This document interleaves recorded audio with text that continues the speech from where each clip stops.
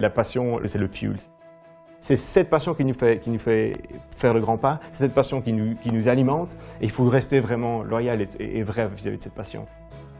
Je suis Asita Kanko, fondatrice de Pauline, l'incubateur politique pour aider les femmes à entrer et à progresser en politique. Pourquoi y a-t-il si peu de femmes au top en politique? Comment pouvons-nous nous renforcer mutuellement? Que pouvons-nous apprendre les unes des autres au-delà des frontières linguistiques et politiques? Aujourd'hui, je vais m'entretenir avec Julien Penders. Il est un entrepreneur belge qui a réussi à la Silicon Valley avec son application Bloom Life pour la santé des femmes enceintes. Nous aurons l'opportunité d'apprendre avec lui comment oser nous lancer, oser poursuivre nos rêves malgré les préjugés, malgré les obstacles. La passion, c'est le début de tout. D'où vient ta passion? Alors, qu'est-ce qui t'a amené à te lancer dans ce projet?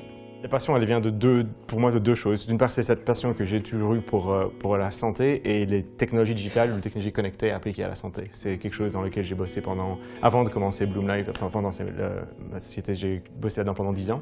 C'est toujours quelque chose qui m'a passionné. C'était en Belgique? C'était en Belgique, oui. J'ai travaillé pour une boîte qui s'appelle IMEC à Leuven, ici pas très loin. Et donc c'était vraiment toujours été ma passion et je savais aussi que je voulais entreprendre quelque chose. Mais j'attendais le bon moment, j'attendais ce sujet, cette motivation, ce projet qui allait vraiment me motiver, me déclencher cette passion et qui allait me permettre de me lancer et voilà. Et pour moi ça a été mon premier enfant. Donc c'était la grossesse de mon épouse pour mon premier enfant, Arthur, qui est né en février 2013. Et donc c'était en 2012, je me rappelle très bien, c'était en sud de la France, on était en vacances en juillet. Et je discutais avec mon épouse qui était alors enceinte. Et puis à un moment donné, elle a des sensations. Dans nos premières grossesses, elle pense que le bébé bouge, mais elle ne savait pas trop ce que c'était. Et c'est là qu'on s'est dit, on peut clairement utiliser les technologies connectées, la technologie digitale, pour mesurer ça.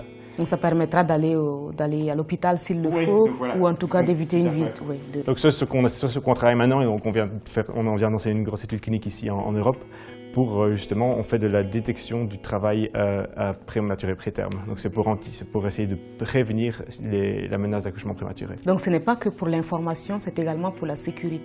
Oui, tout à fait. Donc c'est une application qui est facile à utiliser, qui est confortable, mais ça n'a pas été, le chemin a été long et pas du tout simple. Mais...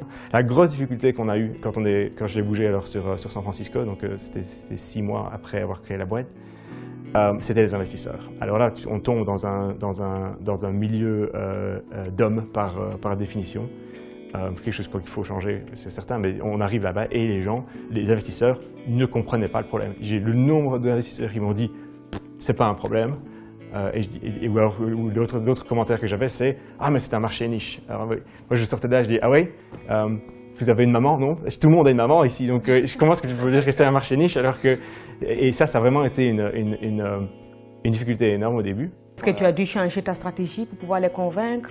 On n'a pas changé la stratégie, on a changé qui on allait trouver. Donc, on va rester fidèle à… C'est rester fidèle à ce qu'on croit. Oui, tout à fait. La présentation précédente, c'est la raison pour laquelle on se lance dans une entreprise, que ce soit une start-up ou que ce soit une carrière politique.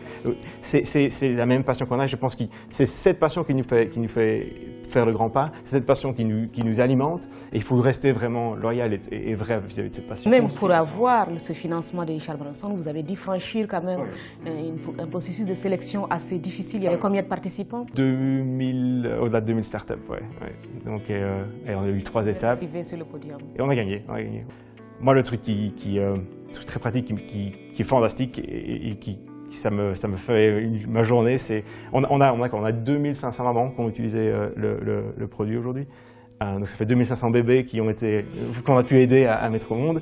Mais ce qui est fantastique, c'est le feedback que j'ai des mamans. On a des mamans qui nous envoient des messages sans qu'on demande. Elles nous écrivent un email, simplement dire merci. Merci de m'avoir permis de m'avoir rendu compte que j'avais des contractions. Merci de m'avoir permis d'avoir été à l'hôpital à temps. On a fait quelque chose et ça, on a eu vraiment un impact dans la vie d'une jeune maman, c'est fantastique.